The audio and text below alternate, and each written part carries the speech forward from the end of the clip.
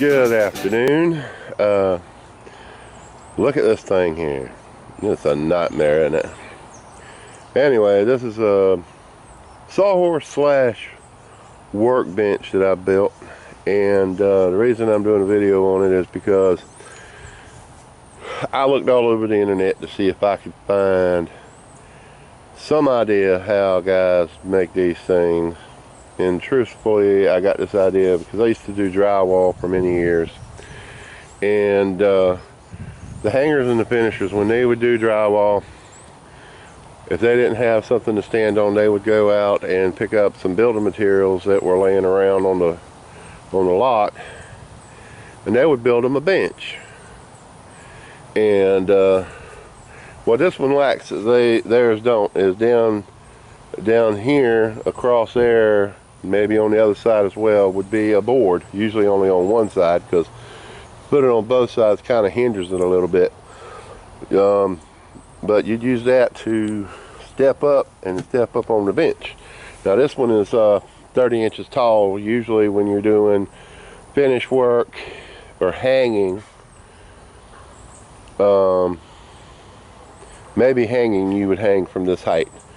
Because if you're 6 foot and then you add 30 inches to that, let's see, well, 5 foot, a lot of hangers are 5 foot, between 5 and 6 foot, and that would give you, let's say if you were 5'6", 30 inches would put you right at ceiling height.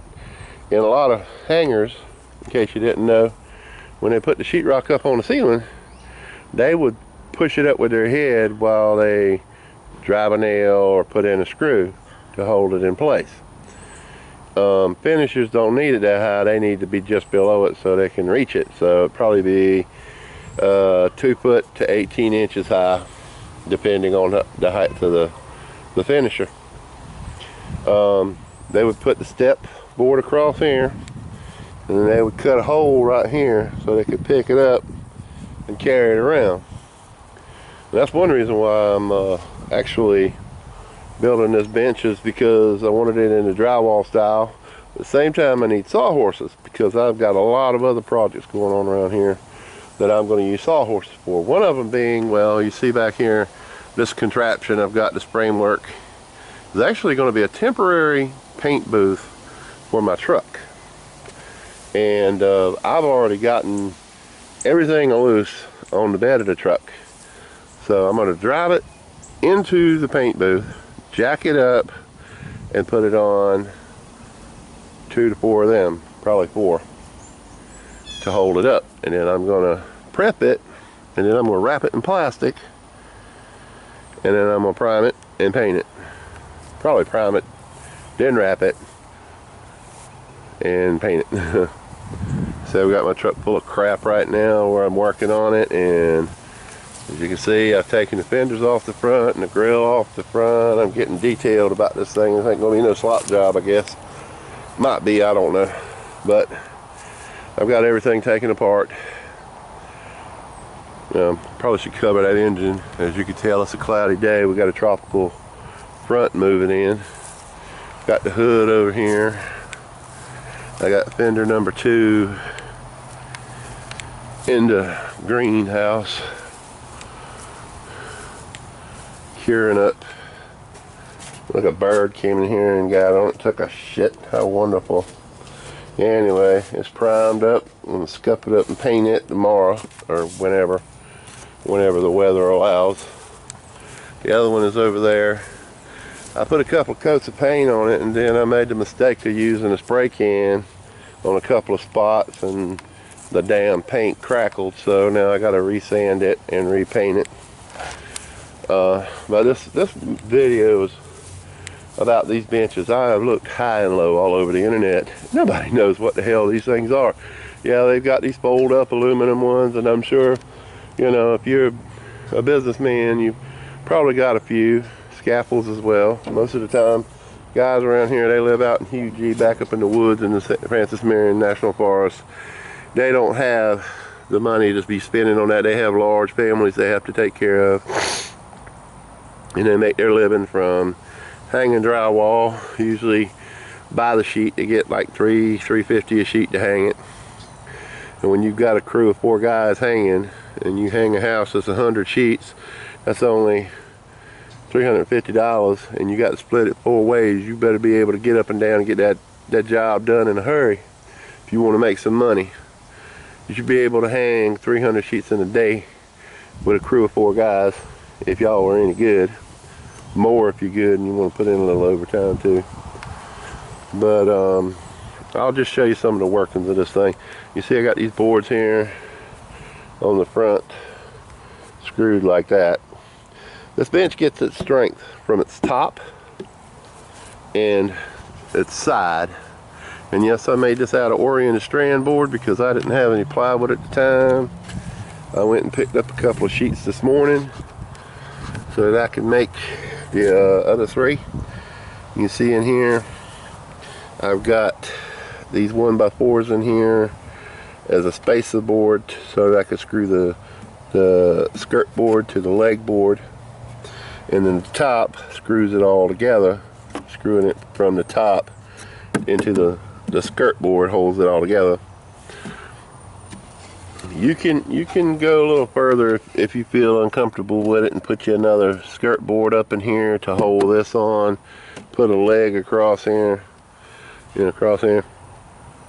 But see, the trick is, if you can afford them fold up ones, they're nice. You can just fold them up, put them in your truck. You don't have much space, and you probably use it for hanging and finishing.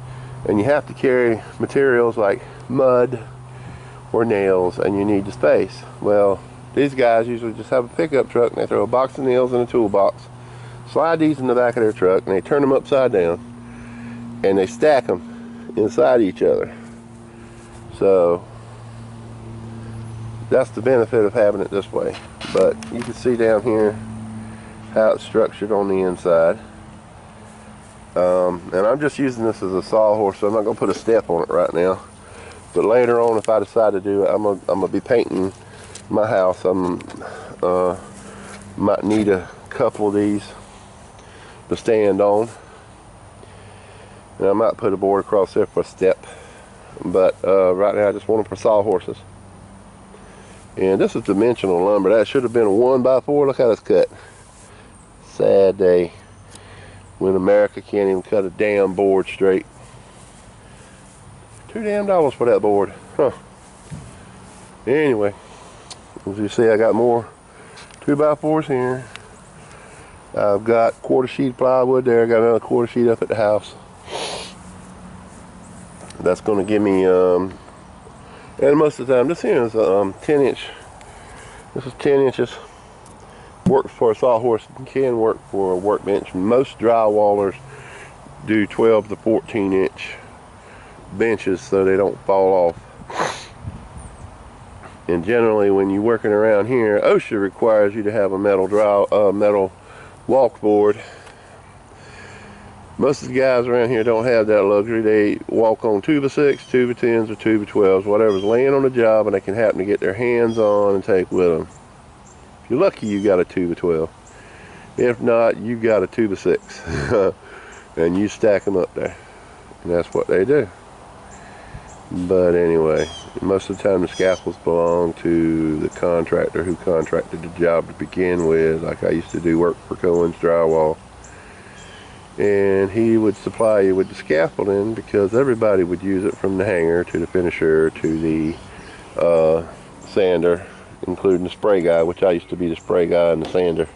I hated carrying sheetrock. I hated toting sheetrock. I can finish the drywall. I just wasn't quick enough, and they didn't want to give me the time to get better at it. But I can spray popcorn on a damn ceiling like nobody's business and make it match if I gotta do a patch. But anyway, I digress. Big word for me. So any of you guys need a quick workbench to stand on, this is what generally drywall guys around here use, is a bench like this. You can also, if you want, just when you cut these boards, put them behind here and screw them together. But I wanted it to be more even. And that one is actually about 4 foot 8 inches long, because I cut this board in half. This is 4 foot, and you got 3.5 inches for the 1x4s on either end, and then a 1/2 inch of plywood on the outside. So that's actually 56 3/4 to 57 inches long, closer to 5 foot. Most drywallers, they have 4 foot because that's the width of a sheet of plywood.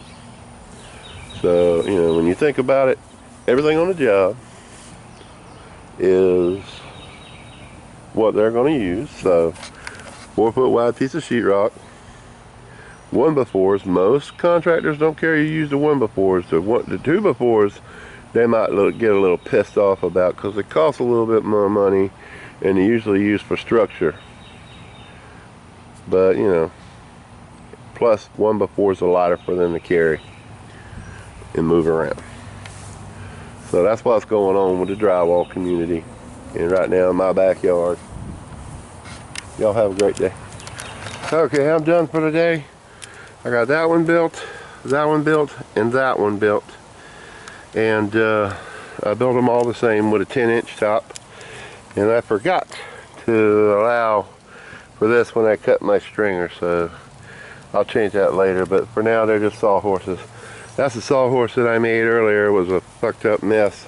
It's just 2 legs made to pinch this 2x4, and then I screwed those to it to keep it standing.